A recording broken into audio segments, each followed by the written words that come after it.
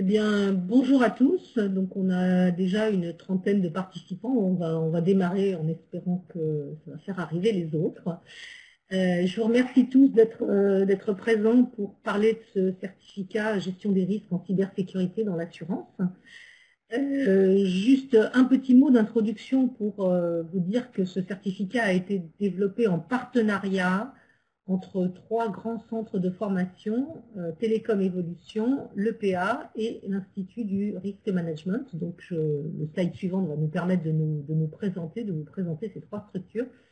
Mais c'est vraiment un partenariat qui a été voulu par nos trois entités parce qu'il y a une vraie complémentarité, comme vous le verrez, dans nos compétences et dans la façon dont on perçoit la formation et la certification, une vraie synergie. Voilà. Donc, je vous souhaite la bienvenue. On peut passer peut-être au slide suivant. Écoutez, je vais enchaîner pour présenter effectivement ce partenariat entre Télécom Évolution, l'École Polytechnique d'Assurance et l'Institut du Risk Management. Donc, quelques mots pour commencer sur Télécom Évolution. Télécom Évolution, c'est l'organisme de formation continue de trois écoles d'ingénieurs qui se positionnent dans le top 10 des écoles d'ingénieurs en France. L'IMT Atlantique, Télécom Paris et Télécom Sud Paris. Donc, on anime des formations dans le domaine de la transformation numérique et de tout ce qui est nouvelles technologies de l'information. Que ce soit les réseaux et les télécoms, comme l'indique un petit peu notre nom, mais aussi tout ce qui est data science, cybersécurité, intelligence artificielle, Internet des objets, etc. On a la force de nos trois écoles derrière nous, donc on s'appuie beaucoup sur nos enseignants-chercheurs, qui sont des spécialistes de ces thématiques, et on s'appuie aussi beaucoup sur des professionnels en activité, puisque la formation continue, ce n'est pas tout à fait la même chose que la formation initiale. Donc on essaye d'avoir un bon équilibre entre les académiques qui sont souvent à la pointe des compétences et des technologies et les professionnels qui sont beaucoup plus sur le terrain pour savoir ce dont les entreprises ont besoin. Voilà pour Télécom Évolution. Quand on fait un certificat de ce type, on s'appuie sur les compétences de nos écoles et donc ce certificat étant piloté par un enseignant-chercheur de l'IMT Atlantique, qui est une de nos trois écoles, eh bien, le diplôme que vous recevrez sera avec le logo IMT Atlantique et non pas Télécom Évolution, d'où la présence des deux logos. Je passe la parole à Benoît. Merci Geneviève. Bien, bonjour à toutes et à tous. Merci d'être si nombreux au séminaire. J'ai le plaisir d'ailleurs de reconnaître certains noms de personnes que j'ai eues en formation, donc je suis très heureux de vous voir avec nous aujourd'hui. Juste pour vous présenter rapidement, donc l'École Polytechnique d'Assurance, pour ceux qui ne nous connaissent pas. Donc on est une école de formation qui a été créée en 1925 par l'Association Polytechnique, qui elle-même fut fondée en 1830 par les anciens élèves de l'École Polytechnique. Voilà, aujourd'hui, donc l'École Polytechnique d'Assurance propose des formations diplômantes et certifiantes dans le domaine évidemment de l'assurance, mais plus spécifiquement aussi dans le domaine des nouvelles technologies. Et donc Télécom Évolution est une école, enfin, une marque, et Télécom Paris, une école qu'on connaît bien puisque nous sommes installés dans les mêmes locaux et que nous avons créé en 2015 un Executive MBA, Manager Data Scientist des métiers de l'assurance. Dans les formations certifiantes proposées par l'École Polytechnique d'Assurance, il y a eu donc un certificat enjeux stratégiques et éthiques du Big Data dans l'assurance que nous avons lancé l'année dernière. Et donc le certificat gestion des risques en cybersécurité dans l'assurance que nous allons vous présenter aujourd'hui, notre deuxième certificat dans le domaine des nouvelles technologies. Et on est vraiment très content d'être en partenariat avec Télécom Évolution et l'Institut du Risk Management. Vous voyez à côté du logo de l'École Polytechnique d'Assurance un deuxième logo qui est celui de l'Institut Européen Polytechnique d'Assurance, donc l'IEPA. Comme vous le voyez à la similarité des logos, c'est un institut jumeau de l'École Polytechnique d'Assurance, spécialisé lui dans la formation continue et qui propose notamment des formations en intra-entreprise. Nous avons fait récemment beaucoup de formations autour de la directive sur la distribution d'assurance ou l'habilitation, des prestations de conseil et également des masterclass dans des domaines assez spécialisés. Voilà pour la présentation des deux écoles, l'École Polytechnique d'Assurance et l'Institut Européen Polytechnique d'Assurance. Je laisse maintenant la parole à Alexandra Glomé qui va vous présenter l'Institut du Risk Management et l'Institut des Actuaires. Merci. Merci Benoît, bonjour à tous. Je suis également ravie d'être parmi vous aujourd'hui. Je représente l'Institut du risque management, qui est le troisième partenaire de ce programme. L'Institut du risque management, c'est la filiale de formation de l'Institut des actuaires, qui est évidemment reconnu pour son expertise, car depuis plusieurs années maintenant, l'Institut du risque management a développé une gamme de formations à la fois certifiantes, des formations courtes à destination des professionnels de l'assurance, de la réassurance, des institutions de prévoyance, des mutuelles, des intermédiaires d'assurance, des banques également. Voilà, donc évidemment l'Institut du risque management est au plus près des problématiques et des enjeux qui concernent la gestion des risques, puisque et c'est indiqué dans la diapositive, c'est une filiale de formation de l'Institut des actuaires. Donc, nous avons des services transverses et travaillons main dans la main pour le développement des professionnels sur des questions de data science, des questions de risque, des questions également réglementaires, techniques, fonctionnelles. La plus grande formation qui est très connue des actuaires, bien sûr, et qui permet d'entrer à l'Institut, étant le certificat d'expertise actuarielle, qui permet en 2 ans, dans le cadre de la formation continue, d'obtenir le titre d'actuaire. Voilà. Ce qui nous intéresse aujourd'hui, c'est ce nouveau parcours donc, consacré à la gestion des risques en cybersécurité dans l'assurance. Donc alors évidemment, on s'est proposé, peut-être qu'on va éviter Benoît et Geneviève de nous représenter. Mais c'est vrai. Ah voilà, vous voyez notre envie, mais ce qui nous intéresse, c'est surtout de vous présenter nos référents pédagogiques qui sont ici avec nous. Donc, Omessad Hamdi, Alain Sévidia et Florian Ponce. Merci Alexandra, bonjour à toutes et à tous. Merci d'être là pour cette présentation de ce certificat. Donc, je suis Omessad Hamdi, je suis responsable pédagogique et enseignante en cybersécurité. Je suis enseignante-chercheur à IMT Atlantique et je suis également responsable pédagogique de ce parcours-là. Alors, je laisse Alain se présenter également.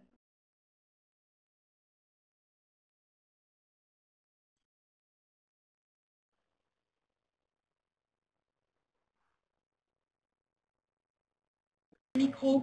Je ne t'entends pas. Le micro n'est pas activé. Alain, le micro. Alain, le micro n'est pas activé. Donc je reviens, à force des observateurs, j'ai oublié de remettre mon micro. Donc bonjour à toutes et à tous. Je m'appelle Alain Sévilla, je suis référent pédagogique de l'école polytechnique d'assurance, avec laquelle je travaille depuis quelques années. Mon parcours est un peu atypique. Moi j'ai 2 formations qui ne sont pas antinomiques d'ailleurs, et on verra dans ce certificat. Je suis ingénieur diplômé d'une grande école et j'ai un DEA en droit.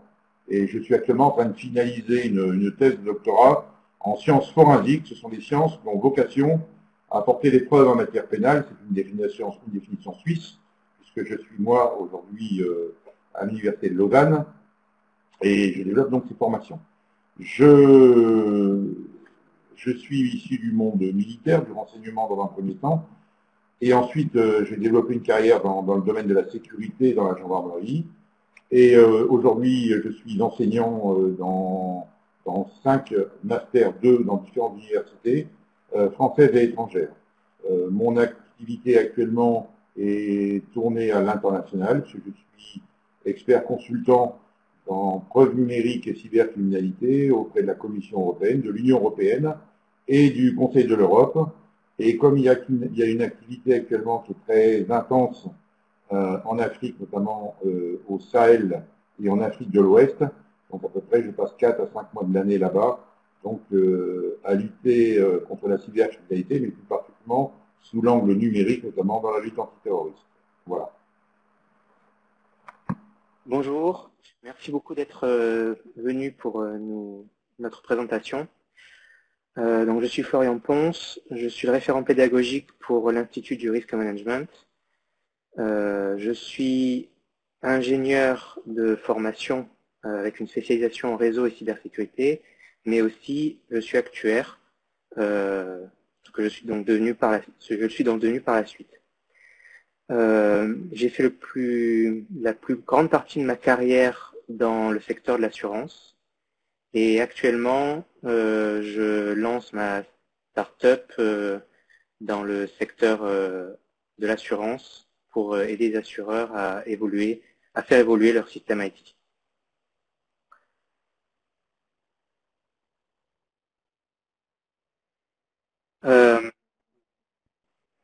Florian, on peut te laisser présenter les enjeux Oui. de la cybersécurité en assurance? Donc, de nos jours, tout le monde utilise l'informatique. Alors, dans le secteur de l'assurance, c'est très vrai depuis longtemps, mais quasiment tous les secteurs retrouvent ce même trait.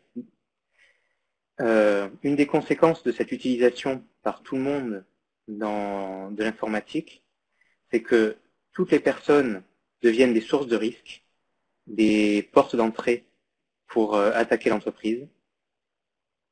D'autre part, toutes les directions font des choix IT, alors souvent avec l'aide ou l'expertise d'une DSI ou éventuellement d'experts externes, mais ils interviennent, quelles que soient les directions, dans ces choix-là, et donc ces choix impactent les risques IT et donc les risques cyber de l'entreprise. Et enfin, toutes les directions, du fait qu'elles utilisent l'IT, portent une partie du risque, c'est-à-dire qu'en cas d'attaque, elles subiront une partie des conséquences de la défaillance qui sera la suite de l'attaque. Donc, comment arriver à limiter le risque, sachant qu'un des principaux maillons faibles dans les entreprises, ça reste l'humain.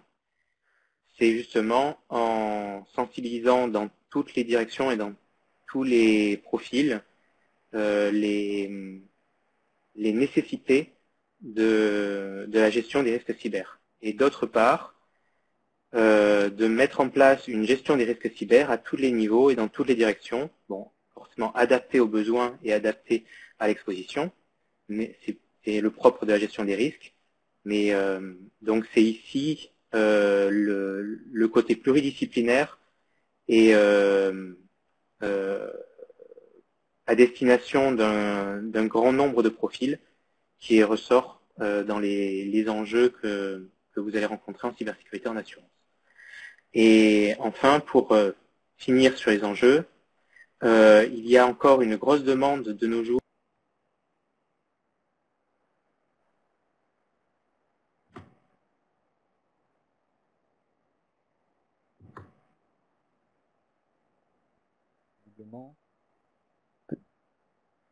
On a perdu. Peut-être.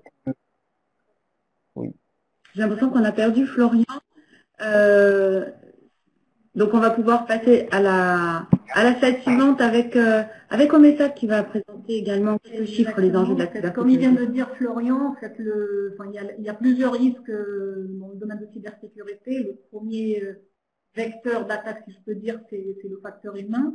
Il y a aussi la partie, les risques qui viennent de la partie IT proprement dite. Et je vous présente quelques chiffres. En fait, en 2017, il y a plus de 20 milliards de terminaux informatisés connectés dans le monde. Quand je dis terminaux connectés, c'est tout ce qui est machine, tout ce qui est photocopie, tout ce qui est imprimante, tout ce qui est smartphone, etc.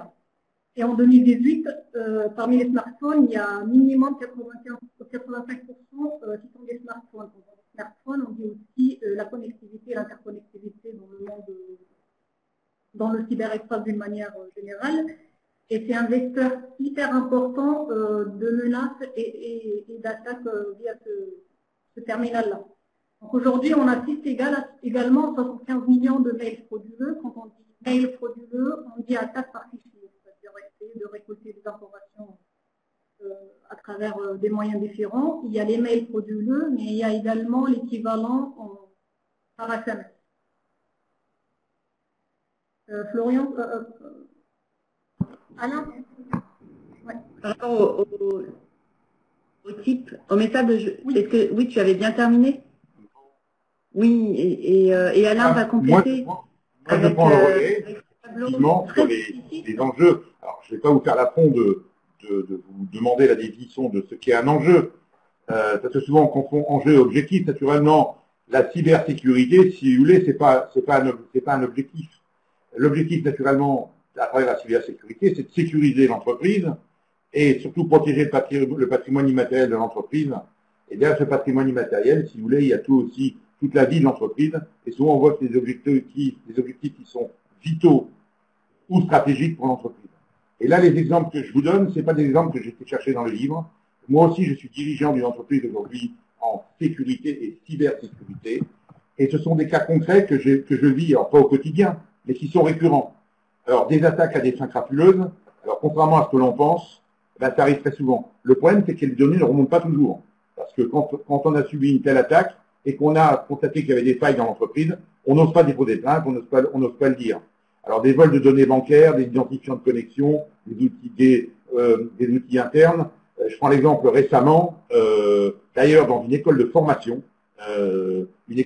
privée, et on se rend compte qu'une école de formation risquait de mettre la clé sous la porte. Bah, tout simplement, et qu'un concurrent récupérait tous les gens qui se préinscrivaient dans cette école. Bah, tout simplement parce qu'un cadre était parti avec tous les codes, et quand les gens se préinscrivaient en ligne, ils récupéraient les candidats. Les attaques à des fins d'espionnage, là, il n'y a pas que dans les films. Moi, une anecdote, c'est qu'il y a quelques semaines, on m'a téléphoné pour me demander si j'arrivais à trouver, ils savent qu'on a un laboratoire, à récupérer des mots de passe d'un email. Et quand j'ai eu le responsable de l'entreprise, et je lui ai demandé, ah bon, vous avez perdu, monsieur, votre email, si vous avez perdu votre mot de passe de votre mail, il y a peut-être d'autres solutions que de passer par notre entreprise. Et il me dit, non, c'est que je veux récupérer, tout simplement, je veux observer ce qui se passe dans la boîte concurrente, tout simplement. Alors je dis, mais monsieur, peut-être regardez ce que j'ai fait avant. Moi, écoutez, j'ai été interventeur de l'État, colonel de gendarmerie, c'est des choses qu'on ne fait pas. Réponse, alors moi, société à Genève, toutes les boîtes de Genève le font. Voilà. Alors là, c'est pareil, je découvre aussi un nouveau monde, moi. Et c'est pour ça que j'ai plaisir aujourd'hui à travailler dans le monde de l'assurance, parce on peut penser que ça n'arrive qu'aux autres, que c'est pas fréquent. Et moi, qui viens du monde de la sécurité, je découvre que c'est fréquent et c'est permanent.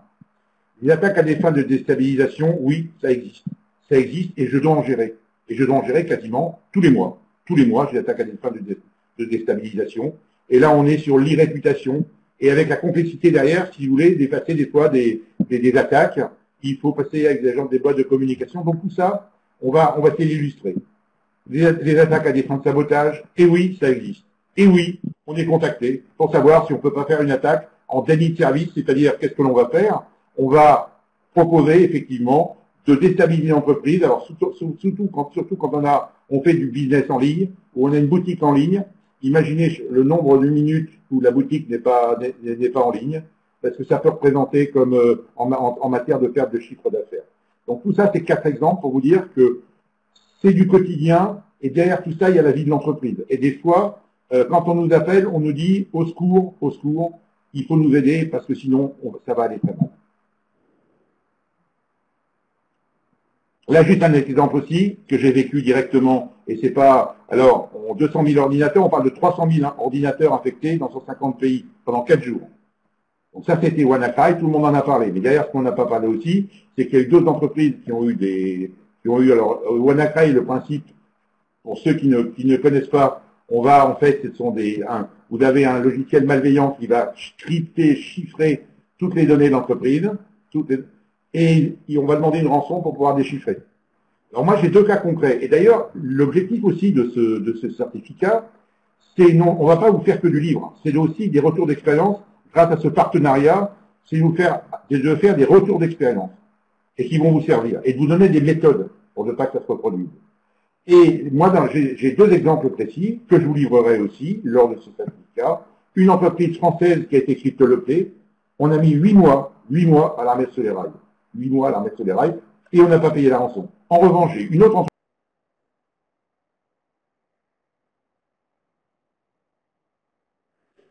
Je crois qu'on a perdu également Alain. Donc, il allait nous donner un détail croustillant sur une entreprise. mais on le retrouvera tout à l'heure. C'était ça. Messad, toi qui es Ça y bien est, là. je crois que j'ai retrouvé la connexion. J'avais juste terminé. Est-ce que vous m'entendez? Pardon. Allez. Alors, Je sais pas. je remets ma caméra. Très bien. Oui, j'ai une Voilà. petite perte de connexion. Donc j'en étais justement à ces exemples concrets qu'on va vous livrer. La deuxième, alors là c'est pareil, il y a des directives, on a une agence nationale de sécurité et systèmes d'information qui dit de ne pas payer de rançon, mais on n'avait pas le choix. Et quand on a vu, entre guillemets, coût, efficacité, il y aura un cas concret qu'on livrera, qu'on va revivre, où j'ai des échanges moi-même avec le demandeur de rançon, et on a payé la rançon. 3 bitcoins, à l'époque c'était un peu plus de 1000 euros. On a payé 3000 euros, on a remis l'entreprise sur les rails, après 2 tentatives finalement. Je ne vais pas parler d'escrocs honnêtes, mais on a été obligé de le faire, et je montrerai toute l'humiliation qu'a dû subir le chef d'entreprise pour payer cette rançon. Donc voilà pour les enjeux. Merci Alain. Merci Alain. Un message. Oui, encore avec les enjeux de la cybersécurité et les coûts estimés des différents cyberattaques dans le monde. Donc, le coût estimé, c'est dans les 400 milliards de dollars, mais c'est pas le chiffre exact parce qu'il y a des cyberattaques qui n'ont pas été déclarées pour plusieurs raisons. À savoir, quand on a par exemple les vols de données, il y a des fois on se rend compte qu'on a eu ce vol de données quelques semaines, voire quelques mois plus tard. Après, il y a des entreprises qui n'osent pas déclarer les attaques auxquelles elles étaient sujettes. Les États-Unis se positionnent en premier comme première victime de cyberattaques et le coût de cyberattaque représente à peu près 0,5% de leur produit national. Voilà donc les enjeux de la cybersécurité et le coût. Tout le monde est concerné, tout type d'entreprise est concerné, que ce soit petite, moyenne ou grande, privé, public, particulier, tout est concerné et vraiment les risques, il faut vraiment les prendre en compte. Alors d'autres, merci au Messad, et on a d'autres chiffres ensuite qui vont être commentés par Alain que nous avons retrouvés. Oui, ben là c'est juste les chiffres les plus récents que j'ai pu trouver sur les typologies d'attaques. Et on voit effectivement que les 80% des attaques, en fait, ce sont des demandes de rançon.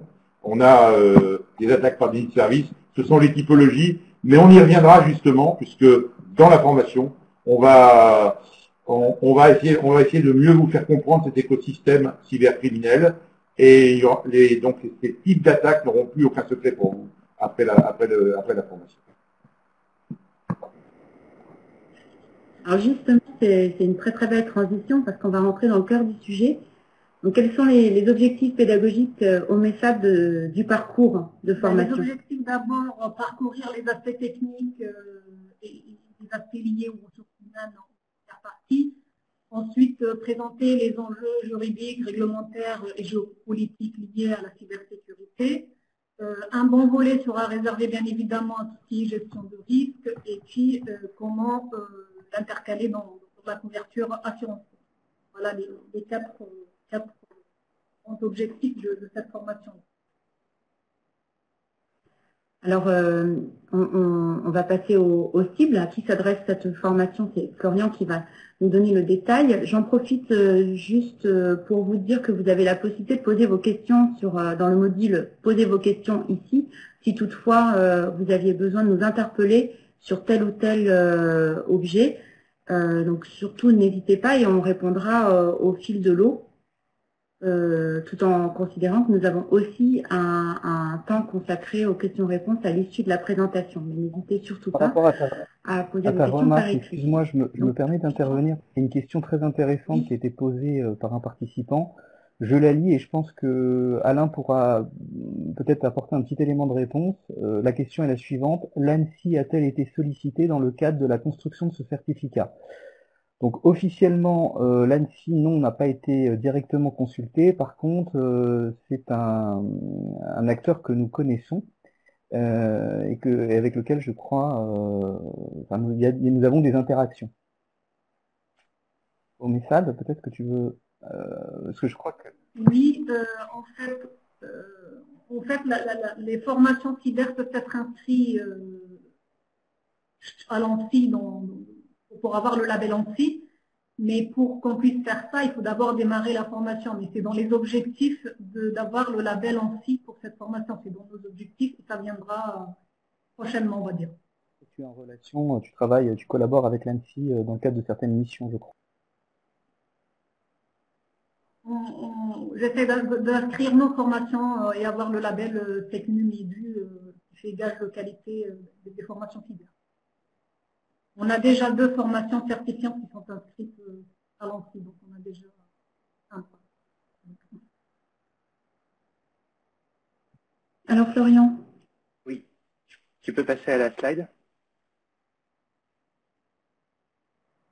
J'y suis. D'accord. Donc les différentes cibles sont assez variées, même si on attend d'avoir dans un minimum de bagages pour pouvoir suivre les cours. Donc ça peut être soit des cadres d'organismes à la fois publics ou privés, les risques managers et donc qui aimeraient monter en compétence sur les nouveaux risques auxquels ils sont confrontés dans le domaine cyber. Tous les profils qui désirent monter en compétence en cybersécurité dans le domaine de l'assurance, soit pour des problèmes internes, soit pour des problèmes externes.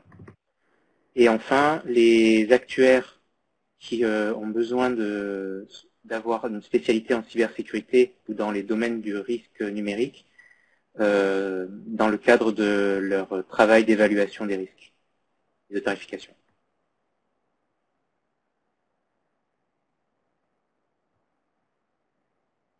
Merci Florian. On va passer au programme dans sa globalité avec Geneviève qui va nous présenter une partie qui a été plutôt portée évidemment par Télécom Évolution. Alors je laisserai nos référents pédagogiques rentrer dans le détail. Je vais juste essayer de positionner le rôle de chacun des partenaires dans ce programme.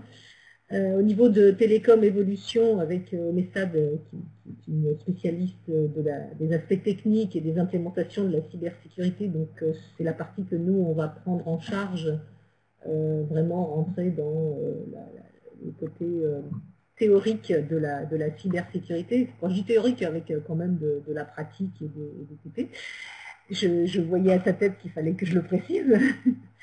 Le PA va plus s'attacher à la dimension géopolitique, réglementaire, humaine de la cybersécurité, donc vraiment comment toutes ces compétences techniques vont se mettre en œuvre dans une dimension beaucoup plus géopolitique. Et puis l'Institut du risque management, qui est plus proche du métier des actuaires, bien sûr, va vraiment parler de la gestion des risques et de la prévention de ces risques au niveau de la couverture assurantielle. Donc une fois que vous aurez la brique technique, la brique réglementaire géopolitique, vous pourrez, dans le cadre du métier d'actuaire, exercer vos missions de prévention et de couverture des risques. Voilà, donc après... Geneviève, si tu me permets juste de compléter ce que tu viens de dire, ta présentation, par rapport à la conviction de l'EPA et une conviction qui est partagée avec ses partenaires, c'est qu'aujourd'hui, compte tenu de la complexité du monde, il faut revenir à une certaine forme de transdisciplinarité en fait dans l'enseignement. Même dans les formations spécialisées, on peut plus se contenter d'être uniquement spécialiste de son domaine sans connaître un petit peu ce qui se passe ailleurs. Et c'est aussi l'intérêt en fait de l'alliance de nos 3 marques, c'est d'avoir apporté chacun nos compétences pour que les stagiaires puissent bénéficier en fait de 3 points de vue sur un même sujet. Et moi plus personnellement, c'est vrai que je suis assez convaincu qu'il faut former de plus en plus les experts à un mode de pensée stratégique et non pas seulement tactique et opérationnel. Parce que pendant très longtemps, la formation s'est concentrée sur l'unité technique, la technicité. Donc c'est important évidemment parce que c'est ce qui permet de maîtriser les outils qu'on est amené à manipuler en fait. Mais si on n'a pas derrière une vision et une vision d'ensemble, en fait, des fois on se demande pourquoi on utilise tel ou tel outil. Et en fait, c'est pour ça que la dimension géopolitique et géostratégique est aussi importante, même si elle semble un petit peu loin, entre guillemets, des réalités, des tâches des responsables des cyber-risques. Et donc, voilà, l'originalité de ce certificat aussi, c'est d'apporter une réflexion d'ordre plus stratégique en même temps qu'opérationnel, en fait, sur le sujet du cyber. Voilà juste ce que je voulais ajouter. Merci. Merci Benoît, tu as raison. Du coup, sur le slide suivant, je crois que je passe la parole à Omessad pour rentrer dans le détail du programme et des matières enseignées. Exactement, le programme il est partagé en 3 parties. Un volet, comme vient de dire, technique, un autre volet sur la partie juridique, sur la gestion et son usage dans le cadre de l'assurance. Donc, Télécom Évolution assure en fait la première partie qui est l'aspect technique et l'implémentation. Donc, dans ce volet-là, on va commencer par une introduction à la partie cybercriminalité et les outils, les mécanismes de sécurité qui peuvent être mis en œuvre, à savoir la crypto, les PKI, les certificats numériques, etc. et tous les outils qu'on peut utiliser. La deuxième partie, ça va traiter les architectures de sécurité d'une manière générale, en commençant par un petit point sur les fondamentaux de réseau. Ensuite, on va présenter les différents équipements qu'on peut utiliser dans la sécurité, à savoir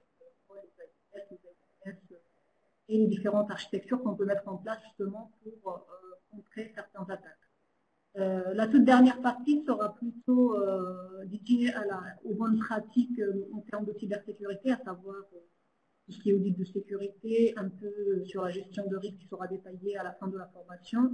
Et puis on va faire un petit rappel sur tout ce qui est hygiène informatique et la bonne façon de faire pour contrer un certain nombre d'attaques. Je laisse Alain peut-être compléter la deuxième partie.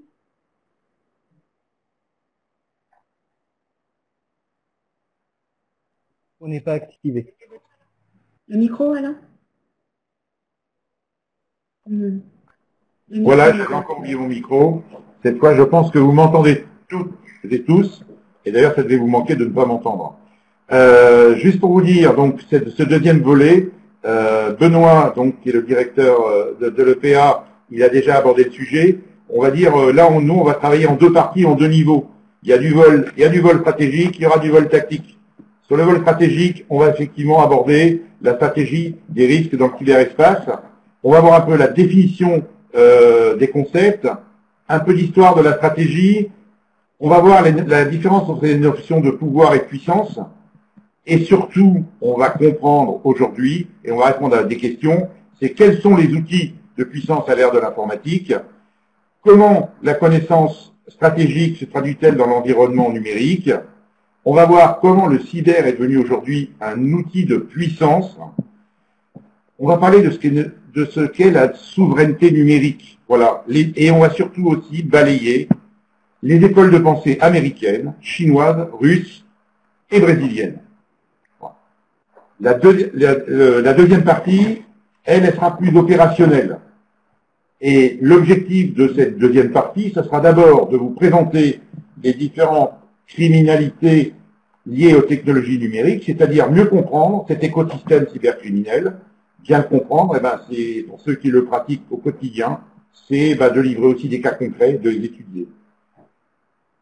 Voir aussi, et l'objectif il est clair dans ce module, mais aussi on va dire c'est l'objectif qui est englobé aussi au niveau des 3 parties, c'est voir que face à l'évolution des techniques délictuelles dans le cyberespace, il faut en fait donner aux auditeurs les connaissances nécessaires pour qu'ils puissent rapidement détecter les faiblesses d'une organisation en s'appuyant sur le management numérique.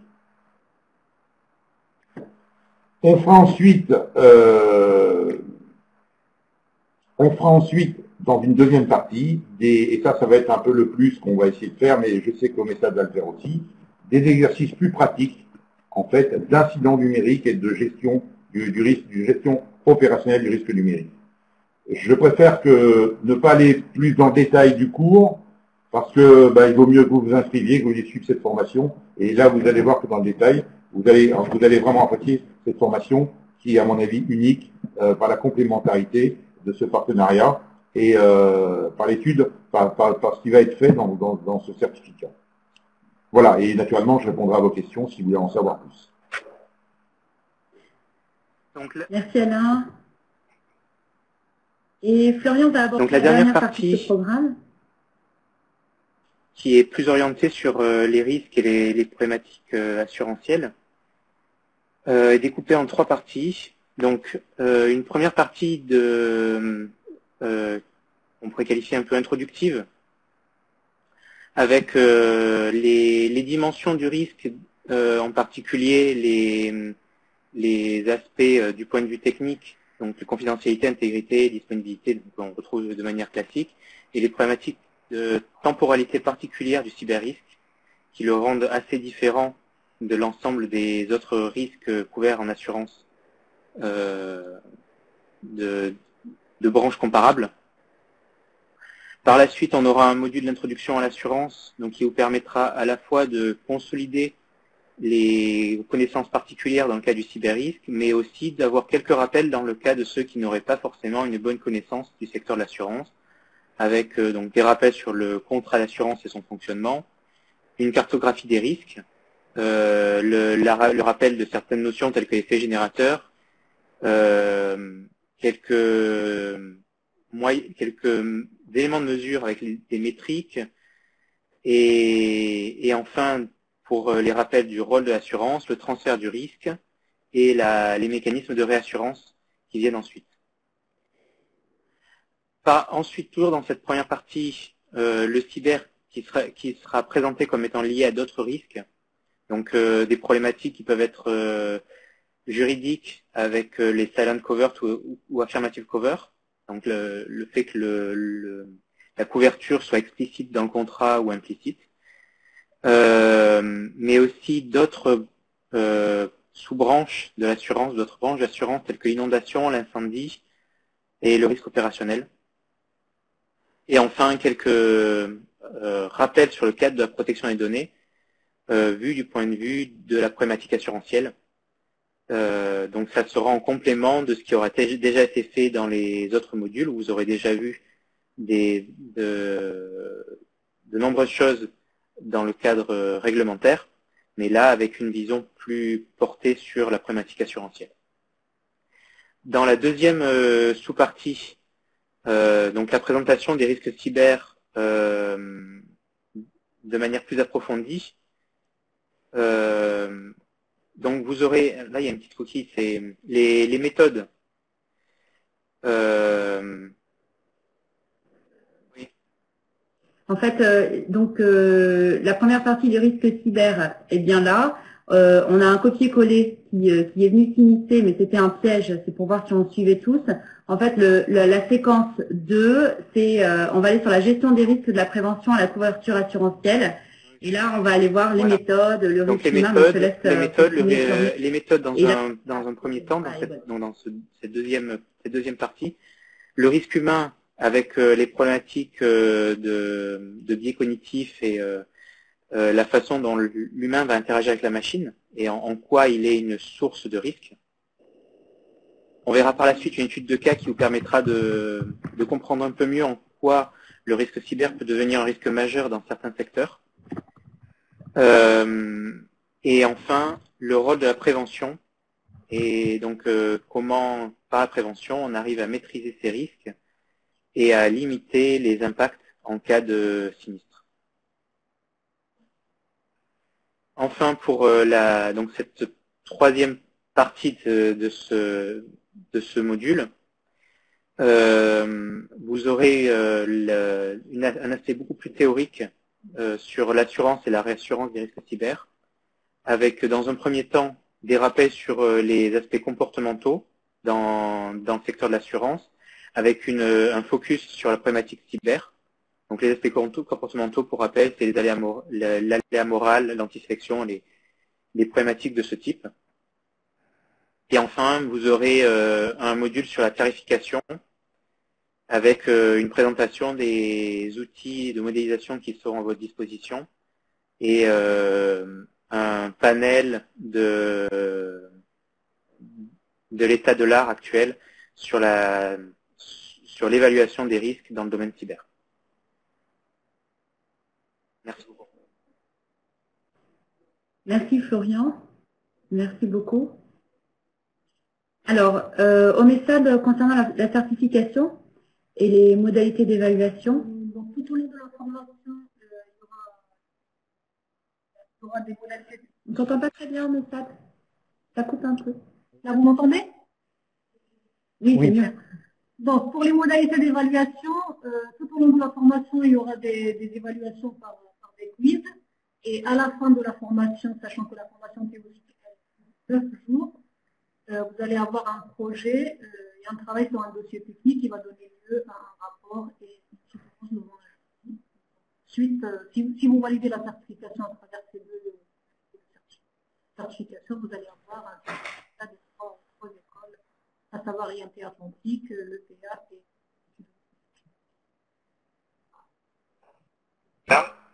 Oui, juste. On n'a pas très bien entendu la fin de ce que tu disais. Je vais peut-être répéter.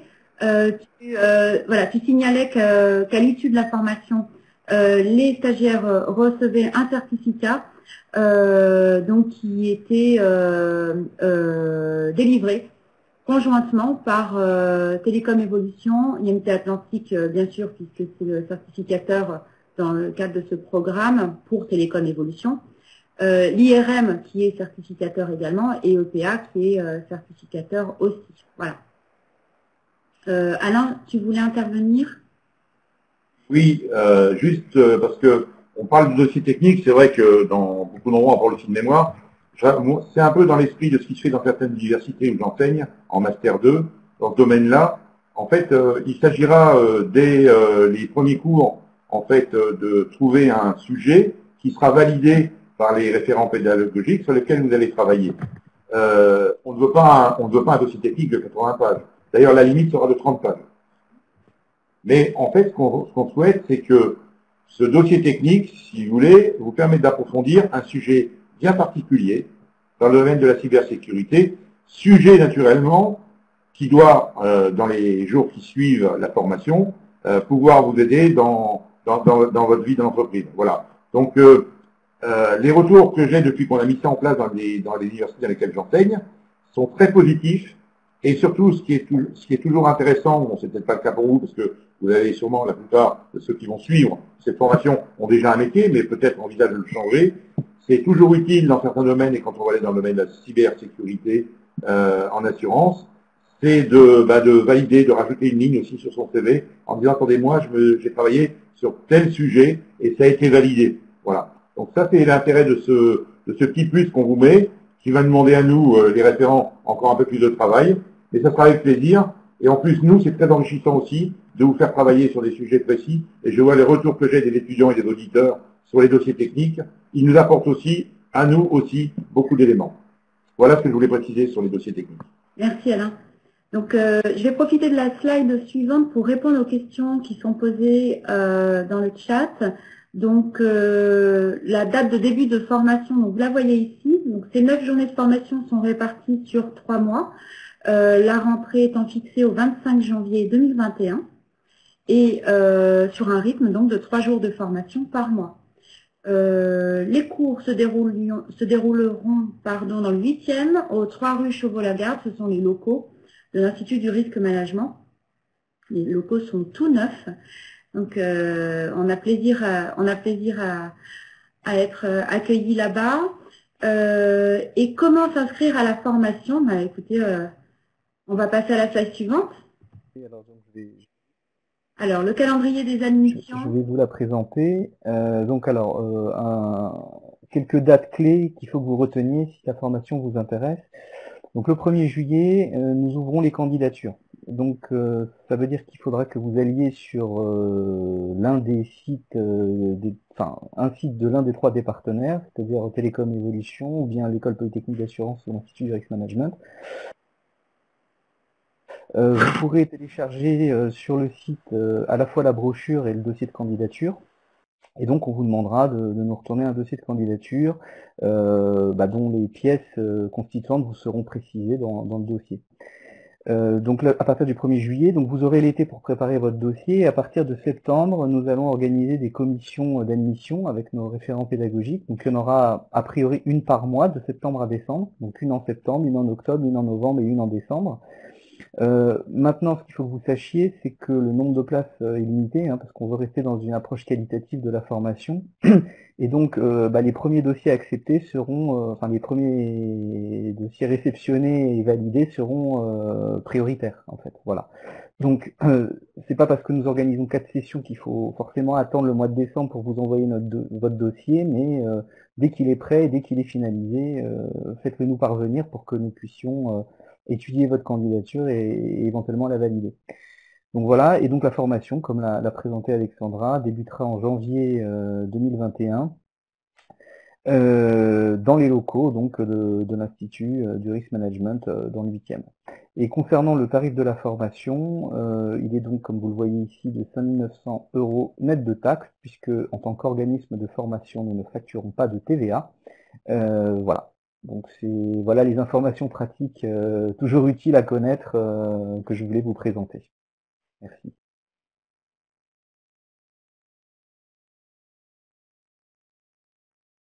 Alors, Alexandra, le micro n'est pas ouvert. Si je peux peut-être juste ajouter par rapport à le processus d'admission, le dossier, donc les pièces justificatives vous seront précisées, mais en gros, ce qui est important pour nous, c'est votre CV, et surtout votre motivation pour suivre ce cours. Donc je dirais qu'il n'y a pas, faut avoir quand même quelques notions de ce que c'est qu'un système d'information et quelques notions peut-être d'actuariat pour la deuxième partie, mais il n'y a pas de prérequis très fort. Ce qui compte, il n'y a pas non plus d'exigence, je crois que j'ai vu passer la question, d'exigence de diplôme pour rentrer dans ce programme. Mais il y a une étude de votre CV qui sera au cas par cas par les responsables pédagogiques et une étude de votre motivation qui peut se faire soit sur dossier, soit lors d'un entretien d'admission. Oui, c'est vrai, Geneviève, qu'on se réserve la possibilité de recevoir nos candidats en entretien.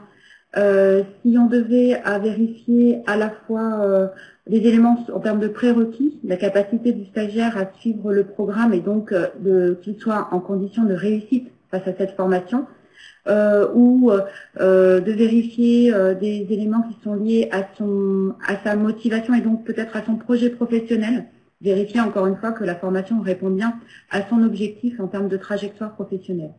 Donc, c'est la raison pour laquelle on organise plusieurs commissions. Entre ces commissions, on peut organiser ces entretiens. Moi, pour l'avoir vécu, c'est vrai, parce que Benoît disait qu'il ne faut pas attendre la dernière date de commission. Moi, ça m'est arrivé qu'une promotion soit dès les premières candidatures. On avait une très bonne dynamique de groupe mise en place et de très bons profils qui ont été sélectionnés. Et nous n'avons pas tenu la dernière commission. Donc on a dû reporter les dossiers sur la promotion de l'année suivante. Donc c'est une très bonne remarque, Benoît, je trouve, parce que ça semble vécu aussi, j'imagine. Alors, est-ce qu'on a des questions? Alors, on a une question qui concerne pour réaliser le dossier technique. Je veux bien apporter une précision aussi sur... je vais revenir juste avant de répondre sur les dossiers techniques, sur les cibles, et pour compléter donc ce qu'a dit Geneviève, il n'y a pas de prérequis. Et je crois que c'était une petite conclusion sur le flyer. Il n'est pas demandé d'être un scientifique. Comprendre la cybersécurité, il n'a pas besoin d'être informaticien. En revanche, l'objectif de cette formation, c'est que quelle que soit la formation que vous ayez eue, que ce soit en sciences éco, en droit, puisque la plupart des formations que j'ai fait, moi, en école de management, en master 2, ou en faculté de droit. Et je peux vous assurer qu'il n'y a aucune frustration quand on est juriste, on fait des sciences économiques, par rapport aux informaticiens, tout va être parfaitement audible et compréhensible, quel que soit votre cursus de formation. Et Geneviève l'a souligné, c'est la motivation. Si vous n'êtes pas intéressé par la cybersécurité, il ne faut pas venir. Parce qu'il faut vraiment des gens motivés. Sur le dossier technique, l'idée que l'on a eue au niveau pédagogique, c'est de vous faire travailler sur un sujet particulier.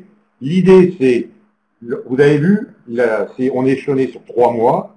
Le premier mois, en fait, il y a un premier, c'est lors de cette première formation de 3 jours en janvier. Donc, vous choisissez le sujet en janvier et on vous laissera 2 mois pour rédiger ce dossier technique. Voilà, parallèlement à la formation. Après, ce qu'on a décidé, est-ce qu'on le faisait juste à la fin de la troisième formation, rendre le dossier technique, ou un peu plus tard. Là, je ne sais pas si on apporte des précisions, mais pour l'instant, on n'avait pas fixé de date particulière sur la remise du mémoire. Vous aurez au moins 2 mois, et après, on déterminera. Si on voit qu'il faut plus, on pourra allonger un peu pour rendre le dossier technique et nous-mêmes le corriger pour pouvoir, en fait, et puis naturellement, vous entendre aussi. Voilà, parce que vous devez soutenir votre dossier technique. Alors, on a une autre question. Pardon. Pardon, Alexandra, il y a quelqu'un qui n'a pas entendu, parce qu'il a eu des problèmes de son, au moment où tu as exposé le contenu du dossier d'inscription. Est-ce que tu peux juste le dire en 2 mots, le répéter pour cette personne, s'il te plaît?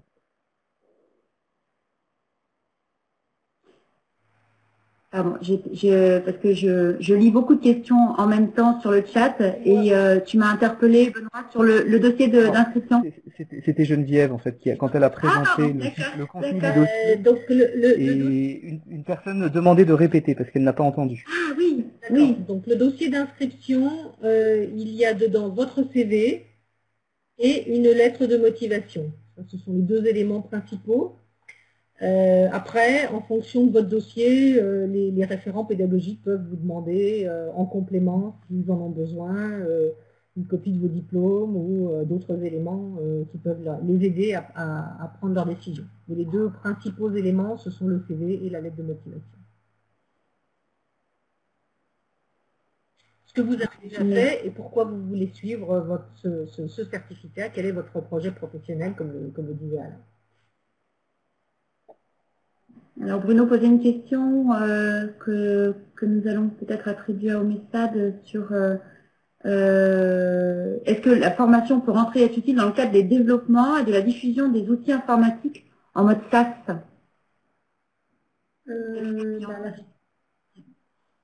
La formation est orientée plutôt gestion de risque. On survole vraiment la partie technique proprement dite, quoi, l'architecture de sécurité, l'audit de sécurité, tout ça.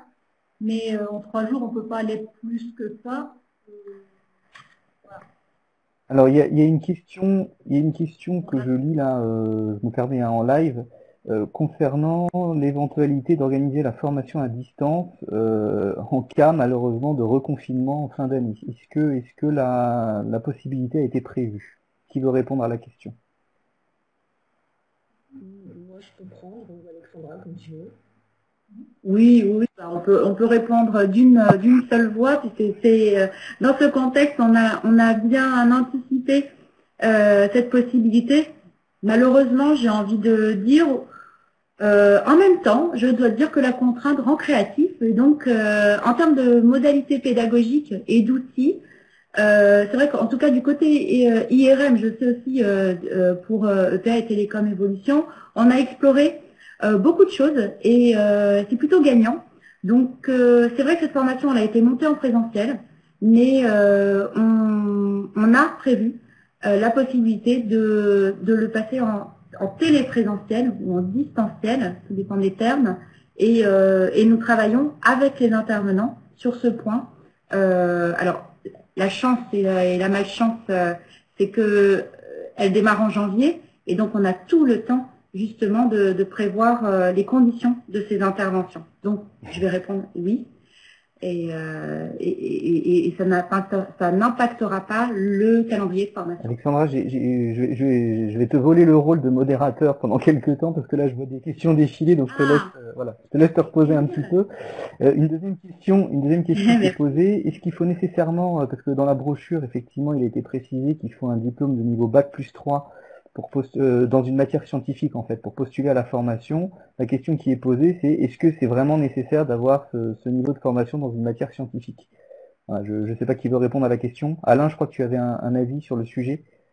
N'oublie pas de réactiver ton micro. Hein.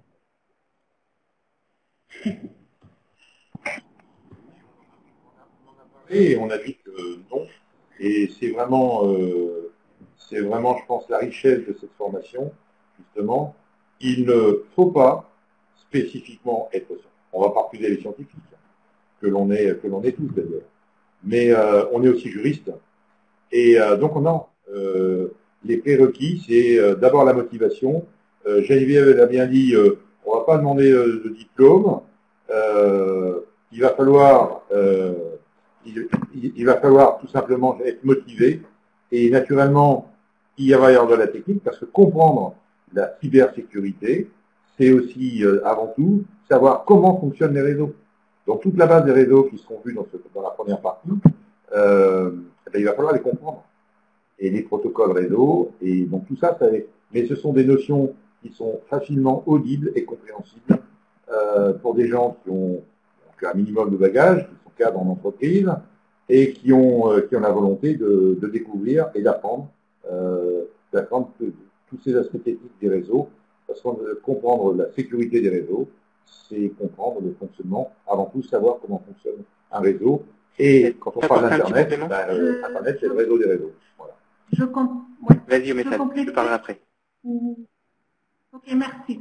En fait, pour les personnes qui n'ont pas les prérequis en réseau, comme il vient de dire Alain, on peut ouvrir un MOOC qui permet d'acquérir ces compétences-là pour les apprenants qui vont s'inscrire. C'est-à-dire ceux qui n'ont pas le prérequis numérique proprement dit, ils peuvent avoir ce prérequis-là à travers le MOOC qu'on peut ouvrir avant la formation. Et ça, on va le détecter quand on va faire la comité de sélection. Oui. Florian, oui, alors je pense que certains se posent des questions sur la partie actuarielle. Donc la partie actuarielle va forcément utiliser un peu de maths. Ça ne sera pas forcément la totalité de cette partie-là. Et dans certains cas, si vous ne comprenez pas toutes les formules mathématiques, vous pouvez quand même comprendre les principes. Donc,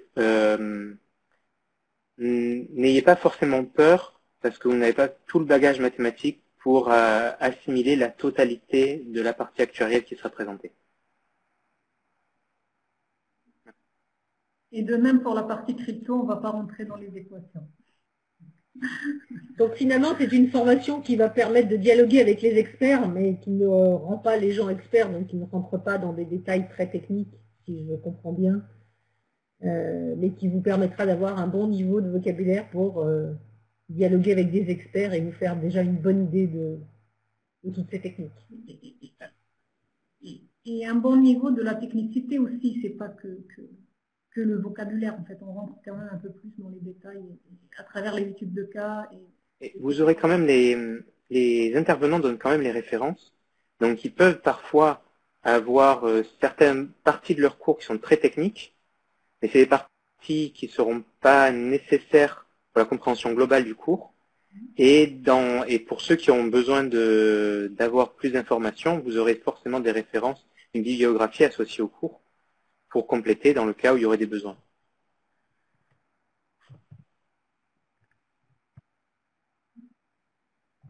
Merci. Benoît, peut-être pour conclure? Oui, alors écoutez, déjà merci d'avoir été présent et pour les plus patients d'entre vous d'avoir été avec nous jusqu'à maintenant. Donc des remarques de personnes qui ont dû se déconnecter, là je lis le chat en même temps. J'ai eu plusieurs remarques me demandant si on pouvait envoyer le support. Donc oui, nous vous enverrons le support. Ce que nous ferons, c'est que nous allons peut-être attendre de mettre en ligne tous les éléments de candidature et vous aurez les liens en fait dans le support qui vous permettront de télécharger à la fois la brochure et les dossiers de candidature ou qui vous permettront de postuler à la formation.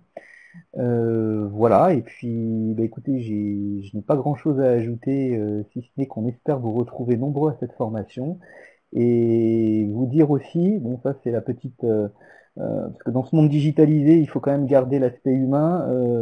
Ça a été un grand plaisir de travailler en fait avec mes deux partenaires, l'Institut du Risk Management d'un côté et Télécom Évolution de l'autre. Je crois que nos référents pédagogiques se sont très bien entendus aussi. Voilà, donc on forme une équipe alors professionnelle, mais aussi conviviale et avec laquelle on a vraiment plaisir à travailler. Donc ça, je pense que vous le ressentirez aussi dans la formation. Et on sera pro, mais on sera aussi conviviaux. Voilà, donc vous n'avez plus d'excuses pour ne plus vous inscrire. N'hésitez pas à nous contacter, bien sûr, hein, parce que vous avez là le slide si vous avez des questions complémentaires. Voilà. Merci beaucoup. Merci. Merci. Merci à tous. Merci. Au revoir. À bientôt. Au revoir.